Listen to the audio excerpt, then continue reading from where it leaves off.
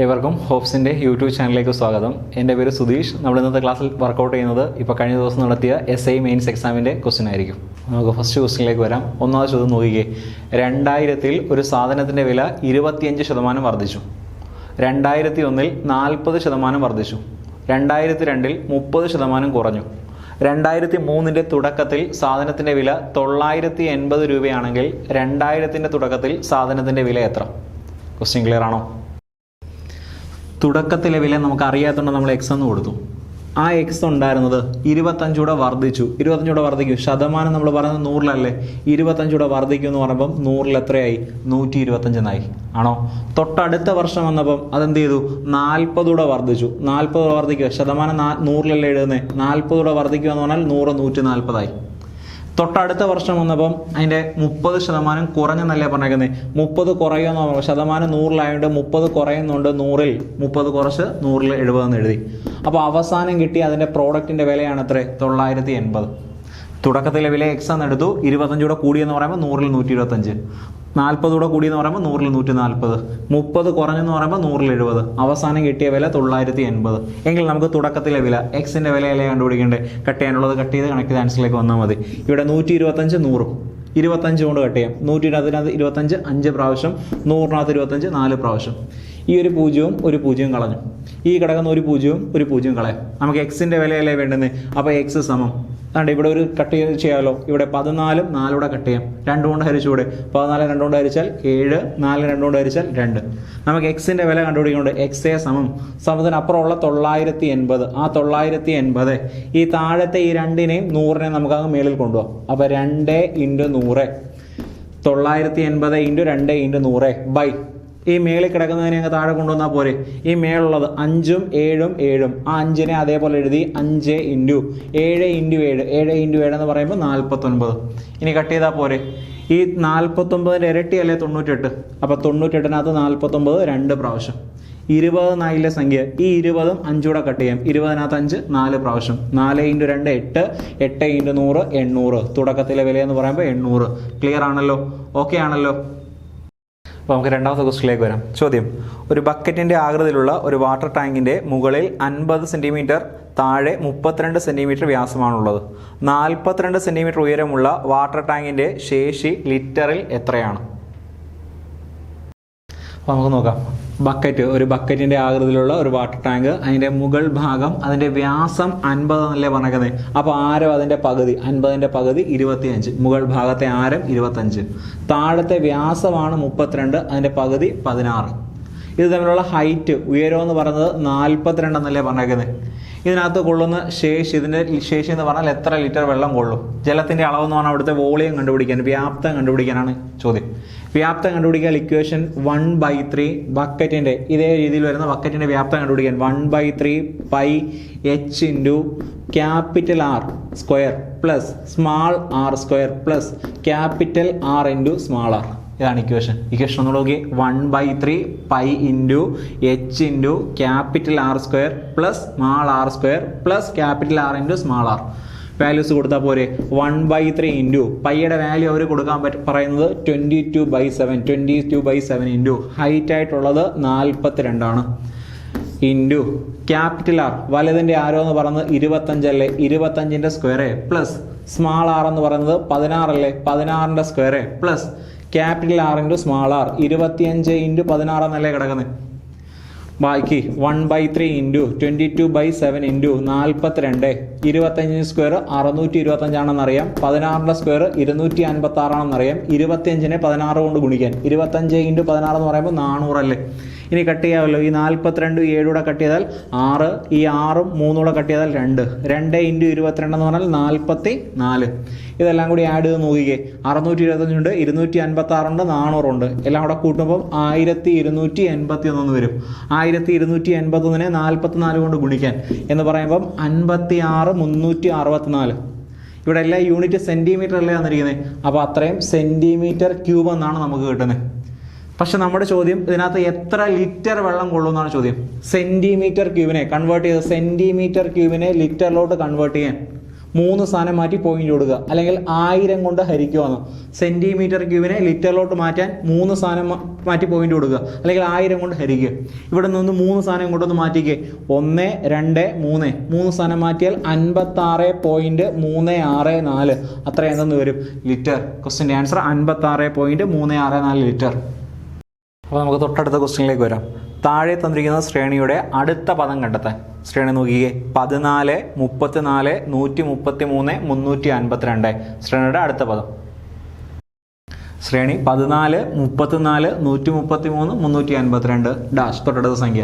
Option നോക്കുമ്പോൾ നമുക്ക് 729 കിടക്കുന്നു, 1331 കിടക്കുന്നു. ഇത് നമ്പേഴ്സിന്, ഇത് രണ്ട് നമ്പേഴ്സിൻ്റെ ക്യൂബാണെന്ന് നമുക്ക് അറിയാം. അപ്പോൾ ഇത് ക്യൂബായിട്ട് കണക്ട് ചെയ്താൽ മതി.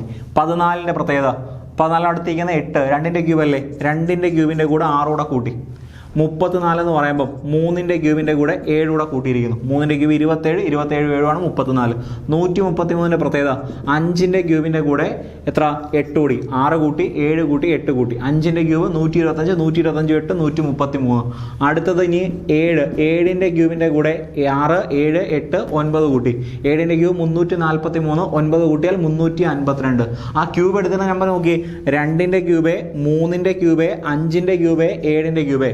2 3 5 7 അഭാജ്യ സംഖ്യ അല്ലേ? 7 കഴിഞ്ഞാൽ വരുന്ന അഭാജ്യ സംഖ്യ പഠിച്ചിട്ടില്ലേ? 2 3 5 7 7 കഴിഞ്ഞാൽ വരുന്ന പ്രൈം നമ്പർ ഏതാ? 11 അല്ലേ? അപ്പോൾ ആ 11ൻ്റെ ക്യൂബിൻ്റെ കൂടെ നോക്ക്. ആദ്യമേ 6 കൂട്ടിയേ, പിന്നെ 7 കൂട്ടി, പിന്നെ 8 കൂട്ടി, പിന്നെ 9 കൂട്ടി. അടുത്ത ഇനി എത്ര കൂട്ടണ്ടേ? 10 കൂട്ടുക.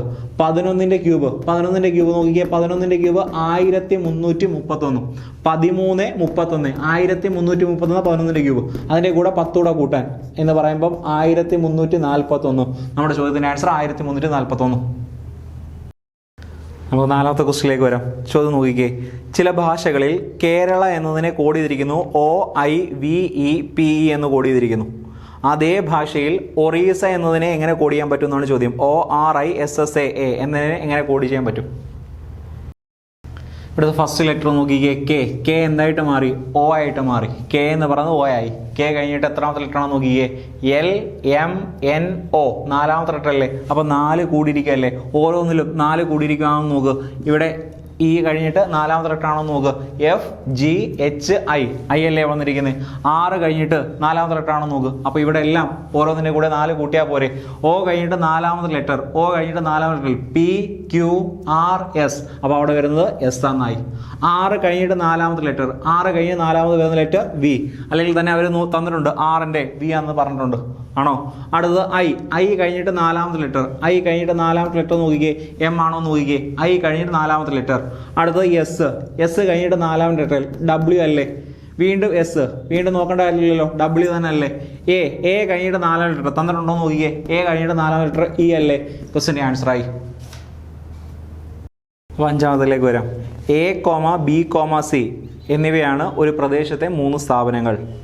ഇൻസ്റ്റിറ്റ്യൂഷൻ എയിൽ ഓരോ 45 മിനിറ്റിലും, ഇൻസ്റ്റിറ്റ്യൂഷൻ ബിയിൽ ഓരോ 1 മണിക്കൂറിലും, ഇൻസ്റ്റിറ്റ്യൂഷൻ സിയിൽ ഓരോ 2 മണിക്കൂറിലും ബെൽ മുഴങ്ങുന്നു. 3 സ്ഥാപനത്തിലും രാവിലെ 9 AM ആദ്യ ബെൽ മുഴങ്ങിയെങ്കിൽ അവയെല്ലാം ഒരുമിച്ച് മുഴങ്ങുന്ന സമയം എത്ര ഇനി?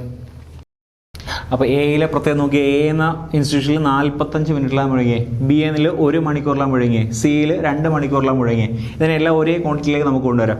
ഇവിടെ 45 മിനിറ്റ്, ഇവിടെ 1 മണിക്കൂർ എന്ന് പറഞ്ഞാൽ 60 മിനിറ്റ്, ഇവിടെ 2 മണിക്കൂർ എന്ന് പറഞ്ഞാൽ 120 മിനിറ്റ് ആണോ?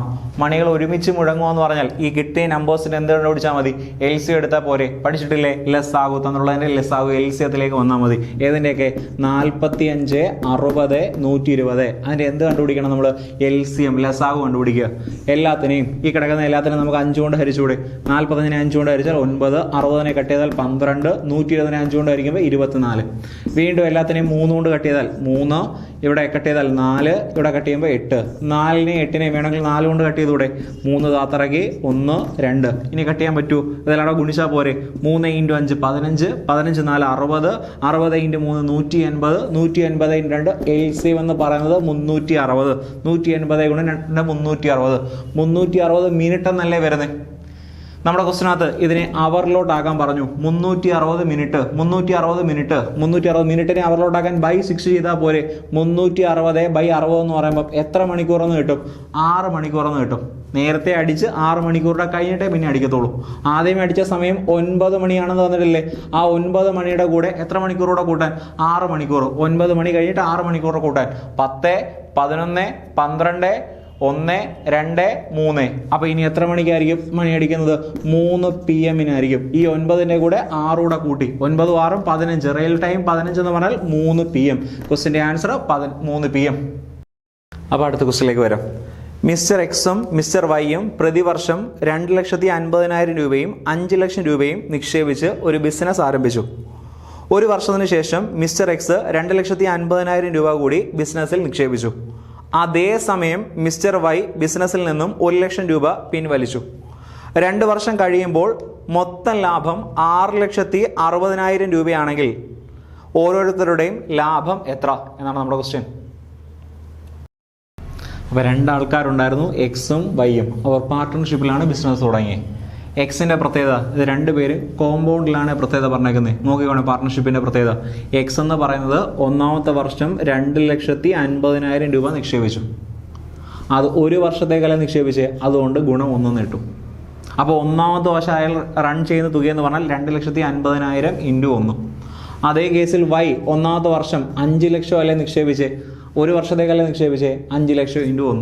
അപ്പോൾ എക്സ് ഒന്നാമത്തെ വർഷം റൺ ചെയ്ത തുക 2,50,000 ആണ്. വൈ റൺ ചെയ്ത തുക 5 ലക്ഷമാണ്.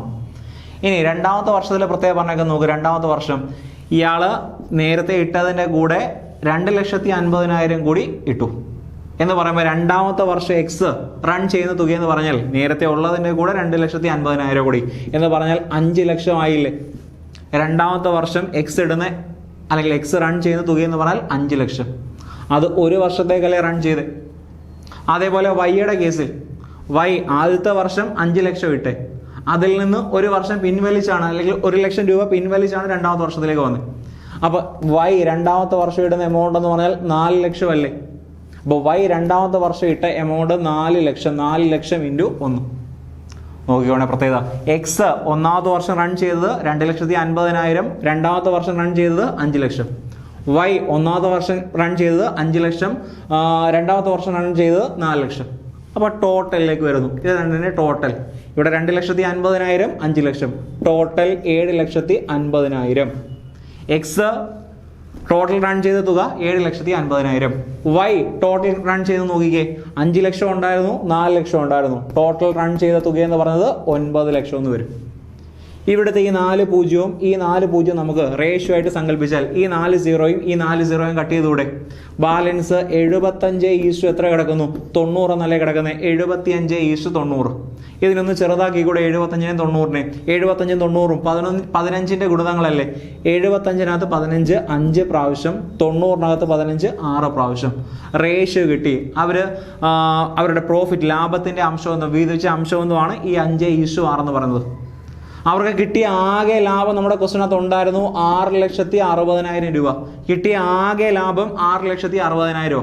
അതിനകത്ത് എക്സിന്റെ കണ്ടുപിടിക്കാൻ, എക്സിന് കിട്ടിയ ലാഭം കണ്ടുപിടിക്കാൻ 6,60,000 ടോട്ടലാണിത് ഇൻറ്റു നമുക്ക് കിട്ടിയ ടോട്ടൽ റേഷ്യോ എടുക്കുക. ഇതിനാണ് ഇതിൻ്റെ തുക 6 5 കൂടെ ചേർത്ത് 11. അതിനകത്ത് എക്സിന്റെ ആയതുകൊണ്ട് 5. വൈയുടെ ആണ് ചോദിച്ചെങ്കിൽ 6 എഴുതാം. പറ വൈയുടെ കൂടി നോക്കുക. 6,60,000 ഉണ്ടായിരുന്നു. 6,60,000 ഇൻറ്റു 11 6. കട്ട് ചെയ്യാനുള്ളത് കട്ട് ചെയ്ത് കണക്ട് ആൻസറിലേക്ക് വരിക. ഈ 11-ഉം 66-ഉം 66-നകത്ത് 11 6 പ്രാവശ്യം, 6 5 30. ബാക്കി 4 പൂജ്യം അല്ലേ, ആ 4 പൂജ്യം കൊടുത്തു. ആൻസർ എക്സിന് കിട്ടിയ എമൗണ്ട് എന്ന് പറയുന്നത് 3 ലക്ഷം. വൈയുടെ കണ്ടുപിടിക്കാൻ ഈ 66-ഉം 11-ഉം കൂടെ കട്ട് ചെയ്തു. 66-നകത്ത് 11 6 പ്രാവശ്യം, 6 × 6 36. വീണ്ടും ഒരു 4 പൂജ്യം ഉണ്ട്, ആ 4 പൂജ്യം കൊടുത്തു. വൈക്ക് കിട്ടുന്ന എമൗണ്ട് 3,60,000. ഇവിടെ ശ്രദ്ധിക്കേണ്ടതാണ്ട് ഈ കാര്യങ്ങൾ രണ്ടെണ്ണം. ഇത് കോമ്പൗണ്ട് ആയതാണ് പല രീതിയിൽ എഴുതിയത് നമ്മൾ. നോക്ക്, 2,50,000 ഒന്നാമത്തെ വർഷം, രണ്ടാമത്തെ വർഷം റൺ ചെയ്തത് 5 ലക്ഷം. വൈ ഒന്നാമത്തെ വർഷം 5 ലക്ഷം, രണ്ടാമത്തെ വർഷം 5 ലക്ഷത്തിന് 1 ലക്ഷം പോയി 4 ലക്ഷം. അതുകൊണ്ടാണ് ടോട്ടൽ 9 ലക്ഷം. ഇയാൾ ടോട്ടൽ 7,50,000. ചെറുതാക്കി വന്നു, ബാക്കി കണക്ട് ചെയ്യുക. 50 കിലോമീറ്റർ മാരത്തോൺ ഓട്ടത്തിൽ ഒരു അത്ലറ്റ് ആദ്യത്തെ 20 കിലോമീറ്റർ 5 കിലോമീറ്റർ പെർ മണിക്കൂർ വേഗതയിലും പിന്നെ അടുത്ത 14 കിലോമീറ്റർ 7 കിലോമീറ്റർ മണിക്കൂർ വേഗതയിലും അവസാന 16 കിലോമീറ്റർ 8 കിലോമീറ്റർ പെർ മണിക്കൂർ വേഗതയിലും ഓടുന്നു എങ്കിൽ അത്ലറ്റിൻ്റെ ശരാശരി വേഗത എത്രയാണ്? ആദ്യം ആ വ്യക്തി സഞ്ചരിച്ച ദൂരം 20 കിലോമീറ്റർ, പിന്നെ സഞ്ചരിച്ച ദൂരം 14 കിലോമീറ്റർ, പിന്നെ സഞ്ചരിച്ച ദൂരം 16 കിലോമീറ്റർ. അങ്ങനെ ടോട്ടൽ ഡിസ്റ്റൻസ് എന്ന് പറയുന്നത് 50. ആകെ സഞ്ചരിച്ച ദൂരമാണ് 50. ഒന്നാമത്തെ ആ 20 സഞ്ചരിക്കാൻ എടുത്ത സ്പീഡാണ് 5 കിലോമീറ്റർ പെർ അവർ. രണ്ടാമത്തെ സ്പീഡാണ് 7 കിലോമീറ്റർ പെർ അവർ. മൂന്നാമത്തെ സ്പീഡാണ് 8 കിലോമീറ്റർ പെർ അവർ. ഇപ്പോൾ ഡിസ്റ്റൻസ് കൊണ്ട് ഒരിടത്തെ സ്പീഡും ഉണ്ട്. അവിടെ നമുക്ക് ടൈം കണ്ടുപിടിച്ചൂടെ? ടൈം കണ്ടുപിടിക്കാൻ ഇക്വേഷൻ എല്ലാവർക്കും അറിയാമല്ലോ, ഡിസ്റ്റൻസ് ബൈ സ്പീഡ്. അപ്പോൾ ആദ്യത്തെ ടൈമിലേക്ക് നമ്മൾ വരുവാണ്. അപ്പോൾ 20/5, 20/5, ഈ 20നെ 5 കൊണ്ട് ഹരിച്ചു. ആദ്യം എടുത്ത ടൈം 4 മണിക്കൂറാണ്. ഇനി രണ്ടാമത്തെ ടൈം എന്ന് പറയുമ്പോൾ ആ 14 ഡിസ്റ്റൻസ് 14, ദൂരം സ്പീഡ് 7, 14/7 2 മണിക്കൂർ എന്ന് കിട്ടും. അടുത്ത ടൈം എന്ന് പറയുന്നത് 16/8, 16/8 എന്ന് പറയുമ്പോൾ വീണ്ടും 2 കിട്ടും. അപ്പോൾ ടോട്ടൽ ടൈം ആകെ എടുത്ത ടൈം ആദ്യം 4 മണിക്കൂർ എടുത്തു, പിന്നെ 2 മണിക്കൂർ എടുത്തു, വീണ്ടും 2 മണിക്കൂർ എടുത്തു. അപ്പോൾ 4 2 6, 6 2 8, ആകെ എടുത്ത ടൈം 8 മണിക്കൂർ. ആകെ സഞ്ചരിച്ച ദൂരം എത്ര കിലോമീറ്റർ ആണ്? 50 കിലോമീറ്റർ ആണ്. അതിനെടുത്ത സമയം 8 മണിക്കൂറെന്ന് കിട്ടി. നമ്മുടെ ചോദ്യം ആവറേജ് സ്പീഡ്, ശരാശരി വേഗത എന്നാണ് ചോദ്യം. സ്പീഡാണ് ചോദ്യം. ശരാശരി വേഗത, ആവറേജ് സ്പീഡ് കണ്ടുപിടിക്കാൻ equation distance by time. Average ആയതുകൊണ്ട്, ശരാശരി ആയതുകൊണ്ട് ടോട്ടൽ ഡിസ്റ്റൻസ്, ആകെ ദൂരം ബൈ ആകെ സമയം. ആകെ സഞ്ചരിച്ച ദൂരത്തെ ആകെ സമയം കൊണ്ട് ഹരിക്കുക. ആകെ സഞ്ചരിച്ച ദൂരം 3 20ഉം ഈ 14ഉം ഈ 16ഓട് ചേർത്ത് 50 ആണെന്നറിയാം. ആകെ സഞ്ചരിച്ചത് 50 കിലോമീറ്റർ. എടുത്ത ടൈം എന്ന് പറയുന്നത്, മൊത്തത്തിൽ എടുത്ത ടൈം എന്ന് പറയുന്നത് 8 മണിക്കൂർ. അത് കിട്ടിയത് അറിയാവേ, 4 2 6, 6 2 8 മണിക്കൂർ. 50നെ 8 കൊണ്ട് ഹരിച്ചാൽ മാത്രം മതി. 50/8, 50ന്റെ ചെറുതാക്കി കൂടെ, 50ന്റെ പകുതി 25, 8ന്റെ പകുതി 4, 25/4, 25/4, 25 കൊണ്ട് ഹരിക്കുമ്പം 6.25. ക്വസ്റ്റിന്റെ ആൻസർ 6.25. അപ്പോൾ അടുത്ത ക്വസ്റ്റിലേക്ക് വരാം, നോക്കാം. മണിക്കൂറിൽ 64 കിലോമീറ്ററും മണിക്കൂറിൽ 60 കിലോമീറ്ററും ഒരേ ദിശയിൽ സഞ്ചരിക്കുന്ന 2 വാഹനങ്ങൾ 2 മിനിറ്റിൽ പരസ്പരം കടന്നു പോകുന്നു. ആദ്യത്തെ വാഹനത്തിന്റെ നീളം 150 മീറ്റർ ആണെങ്കിൽ രണ്ടാമത്തെ വാഹനത്തിന്റെ നീളം എത്ര? അപ്പോൾ 2 ട്രെയിൻ ഉണ്ടായിരുന്നു. ആദ്യത്തെ ട്രെയിനിൻ്റെ വേഗത 64 കിലോമീറ്റർ പെർ അവർ, രണ്ടാമത്തെ ട്രെയിനിൻ്റെ വേഗത 46 കിലോമീറ്റർ പെർ അവർ. 64 46 ആണേ. ഇത് ഒരേ ദിശയാണോ വിപരീത ദിശയാണോ നോക്കിക്കേ. ഒരേ ദിശയിലാണല്ലേ പോകുന്നത്. ഒരേ ദിശയിൽ പോകുകയെന്ന് പറഞ്ഞാൽ നമ്മൾ അവിടെ യൂസ് ചെയ്യുന്ന ടൈം ആപേക്ഷിക വേഗത. ആപേക്ഷിക വേഗത, റിലേറ്റീവ് സ്പീഡ് എന്ന് ഇംഗ്ലീഷിൽ പറയാം. ആപേക്ഷിക വേഗത. ഒരേ ദിശയാണെങ്കിൽ സ്പീഡ് തമ്മിൽ അങ്ങ് കുറയ്ക്കുക, തരുന്ന സ്പീഡ് തമ്മിൽ കുറയ്ക്കുന്നു. അതിനെ വിളിക്കുന്ന പേരാണ് ആപേക്ഷിക വേഗത. അപ്പോൾ വലതിൽ നിന്ന് ചെറുതാങ്ങ് കുറച്ചാൽ മതി. 64 നിന്ന് എത്ര കുറയ്ക്കുന്നു? 46 കുറയ്ക്കുന്നു. 64 44 കുറച്ചാൽ 18 കിലോമീറ്റർ പെർ അവർ. ആപേക്ഷിക വേഗത. ട്രെയിനിൻ്റെ ഇപ്പോഴത്തെ നമ്മൾ എടുക്കേണ്ട സ്പീഡ് എന്ന് പറയുന്നത് 18 കിലോമീറ്റർ പെർ അവർ ആണ്. ആ കിലോമീറ്റർ പെർ അവറിനെ ഇവിടെ മിനിറ്റിലായതുകൊണ്ട് നമ്മൾ മീറ്റർ പെർ സെക്കൻഡിലോട്ട് കൺവേർട്ട് ചെയ്യാം. കിലോമീറ്റർ പെർ അവറിനെ മീറ്റർ പെർ സെക്കൻഡ് ആക്കാൻ 18 × 18/5 കൊണ്ട് ഗുണിച്ചു. ഇതിനെ മീറ്റർ പെർ സെക്കൻഡിലേക്ക് കൺവേർട്ട് ചെയ്തു. ഈ 18 കട്ട് ചെയ്തു, 5 മീറ്റർ പെർ സെക്കൻഡ്. ട്രെയിനിൻ്റെ വേഗത, സ്പീഡാണ് കിട്ടി. സ്പീഡ് എന്ന് പറയുന്നത് 5 മീറ്റർ പെർ സെക്കൻഡ് എന്ന് കിട്ടി. അത് സഞ്ചരിക്കാൻ മറികടക്കാൻ എടുത്ത സമയം, രണ്ടുകൂടെ മറികടക്കാൻ എടുത്ത സമയം 2 മിനിറ്റ് ആണെന്ന് പറഞ്ഞു. ഇവിടെ സെക്കൻഡിലല്ലേ കിടക്കുന്നത്, അതുകൊണ്ട് ഈ മിനിറ്റിനെ നമ്മൾ സെക്കൻഡിലോട്ടാക്കി. 2 മിനിറ്റ് എന്ന് പറയുമ്പോൾ 120 സെക്കൻഡ് അല്ലേ. ഇപ്പം ട്രെയിനിൻ്റെ സ്പീഡും കിട്ടി, ടൈമും കിട്ടി. അതിന് ട്രെയിനിൻ്റെ സ്പീഡും കിട്ടി, ടൈമും കിട്ടി. സ്പീഡും ടൈമും ഉണ്ടെങ്കിൽ ഡിസ്റ്റൻസ് കണ്ടുപിടിക്കാൻ ഇക്വേഷൻ, ഡിസ്റ്റൻസിൻ്റെ ഇക്വേഷൻ സ്പീഡ് ഇൻറ്റു ടൈം എന്നല്ലേ പഠിച്ചിട്ടുള്ളത്. അപ്പോൾ ഇവിടെ speed 120, speed 5 metre per second, time 120. അപ്പോൾ 5 × 120, 5 × 120 എന്ന് പറയാം 12 5 60, ഒരു 0 600 മീറ്റർ. ടോട്ടൽ കവർ ചെയ്ത ഡിസ്റ്റൻസ് ആണ് 600 മീറ്റർ എന്ന് കിട്ടി. അതിൽ ഒന്നാമത്തെ ട്രെയിനിൻ്റെ നീളം എത്രയാണെന്ന് പറഞ്ഞു? 150 ആണെന്ന് പറഞ്ഞിട്ടില്ലേ. രണ്ടിനും കൂടിയുള്ള നീളമാണ് 600. 2 ട്രെയിനിൻ്റെയും കൂടി ലെങ്താണ് 600. അതിനകത്ത് ഒന്നാമത്തെ ട്രെയിനിൻ്റെ നീളം 150. അപ്പോൾ സെക്കൻഡ് ട്രെയിനിൻ്റെ നീളം, രണ്ടാമത്തെ ട്രെയിനിൻ്റെ നീളം കണ്ടുപിടിക്കാൻ ആകെയുള്ള 600ൽ നിന്ന് എത്ര കുറച്ചാൽ മതി? ഈ 150 കുറച്ചാൽ പോരെ. 600 - 150. 600ൽ നിന്ന് 150 കുറച്ചെഴുതിയാൽ 450. ക്വസ്റ്റിൻ്റെ ആൻസർ 450. അപ്പോൾ നമുക്ക് അടുത്ത ക്വസ്റ്റിനിലേക്ക് വരാം. ഒരു കുടുംബ ചടങ്ങിനിടെ ഒരു സ്ത്രീ ഒരു പുരുഷനെ ചൂണ്ടി പറയുന്നു, എൻ്റെ അമ്മ അവൻ്റെ അമ്മയുടെ ഏക മകളാണ്. ആ സ്ത്രീക്ക് പുരുഷനുമായുള്ള ബന്ധം എന്താണ്? അപ്പോൾ നോക്കി, ഒരു സ്ത്രീ ഒരു പുരുഷനെ ചൂണ്ടിക്കൊണ്ട് പറയാണ് എന്താ, എൻ്റെ അമ്മ എന്ന് പറയുമ്പം ഈ സ്ത്രീയുടെ അമ്മ, മദർ എം എന്ന് കൊടുക്കുകയാണ്, സ്ത്രീയുടെ അമ്മ. അവൻ്റെ ആ പുരുഷൻ്റെ അമ്മയുടെ ഏക മകൾ എന്ന് പറയുമ്പം ഇവർ രണ്ടുപേരും സഹോദരങ്ങളാണ് അല്ലേ, ഈ അമ്മയുടെ മക്കളാണ് ഇവർ രണ്ടുപേരും. നമ്മുടെ ചോദ്യം എന്തുവാ, ഈ സ്ത്രീയും ഈ പുരുഷനുമായിട്ടുള്ള ബന്ധം എന്നല്ലേ ചോദ്യം. എന്ന് പറയുമ്പം ഇവർ രണ്ടുപേരും സഹോദരങ്ങളല്ലേ, ഇയാളുടെ സഹോദരിയുടെ മകളല്ലേ ഇത്, സഹോദരിയുടെ മകളെ നമുക്ക് എന്ത് പറയാം, മരുമകൾ എന്ന് പറഞ്ഞൂടെ, സഹോദരിയുടെ മകൾ മരുമകൾ. ക്വസ്റ്റ്യൻ്റെ ആൻസർ മരുമകൾ. അപ്പോൾ നമ്മൾ ഇന്നത്തെ ലാസ്റ്റ് ക്വസ്റ്റിലേക്ക് വരുവാണ്. അതിൻ്റെ മലയാളം പോർഷൻ ഇത്തിരി കംപ്ലൈൻറ്റ് ഉണ്ടായിട്ട് നമുക്ക് ഇംഗ്ലീഷ് പോർഷനിലേക്ക് വരാം. ക്വസ്റ്റ്യൻ നോക്കിക്കേ, M, N, O are 3 towns in a city. If N is 20 km to the east of M and O is 15 km to the south of M, then the distance between N and O. അപ്പോൾ എമ്മും എന്നും ഒയും ഒരു സിറ്റിയിലെ 3 towns ആണെന്ന് പറഞ്ഞു. നോക്കൂ first sentence, if N is 20 km to the east of M. എമ്മിൻ്റെ കിഴക്ക് വശത്തായിട്ട്, ഈസ്റ്റിലായിട്ട്, ഈസ്റ്റ് എന്ന് പറയുമ്പോൾ അങ്ങോട്ടല്ലേ പോകുന്നത്, 20 km അകലെയാണ് ആര് നിൽക്കുന്നത്, എൻ നിൽക്കുന്നത്. ഇനി രണ്ടാമത്തെ സെൻറ്റൻസ് നോക്ക്, O is 15 km to the south of M. എമ്മിൻ്റെ സൗത്തിലായിട്ട് 15 km, 15 km അകലെയാണ്, 15 km അകലെയാണ് ആര് നിൽക്കുന്നത്, O നിൽക്കുന്നത്. നമ്മുടെ ചോദ്യം distance between N and O, ഇത് തൊട്ട് ഇതുവരെയുള്ള നീളമല്ലേ. അപ്പോൾ അതാണ്ട് ഒരു റൈറ്റ് ട്രയാങ്കിൾ ആയില്ലേ. ഒരു റൈറ്റ് ട്രയാങ്കിൾ, ഇതിനെ നമുക്ക് ബേസ് പാദമായിട്ട് എടുത്തുകൂടെ, ഇത് ലംബമായിട്ട് എടുത്തുകൂടെ. 90 ഡിഗ്രിക്ക് എതിരുള്ളത് കർണം കണ്ടുപിടിക്കാനായില്ലേ ചോദ്യം. ഒരു മട്ടത്രികോണത്തിൽ കർണം കണ്ടുപിടിക്കാൻ റൂട്ട് ഓഫ് പാദത്തിൻ്റെ സ്ക്വയർ പ്ലസ് ലംബത്തിൻ്റെ square. Hypotenuse is equal to root of base square plus altitude square എടുത്താൽ പോരെ. വാക്ക് നോക്ക്, പാദം 20 അല്ലേ, അപ്പോൾ 20ന്റെ സ്ക്വയർ പ്ലസ് ലംബം 15 അല്ലേ, 15ന്റെ സ്ക്വയർ, 20ന്റെ സ്ക്വയർ പ്ലസ് 15ന്റെ സ്ക്വയർ. 20ന്റെ സ്ക്വയർ 400 ആണെന്നറിയാം, 15ന്റെ സ്ക്വയർ 225 ആണെന്നറിയാം. 400ഉം 225 കൂട്ടാൻ, 400ഉം 225ഉം 625 ആയി. 625ന്റെ റൂട്ട് എന്ന് പറഞ്ഞാൽ 25. ക്വസ്റ്റ്യൻ്റെ ആൻസർ 25 km. എൻ ഓയിൽ നിന്നും 25 km അകലെയാണ്. പൈതഗോറസ് തിയറം യൂസ് ചെയ്തതേ ഉള്ളൂ. അപ്പോൾ നമ്മൾ ഇന്നത്തെ ക്ലാസ്സിൽ SIയുടെ 10 ക്വസ്റ്റ്യൻസ് ആണ് ചെയ്തത്. അപ്പോൾ അടുത്ത വീഡിയോ ആയിട്ട് കാണുന്നവരെ ബൈ ബൈ.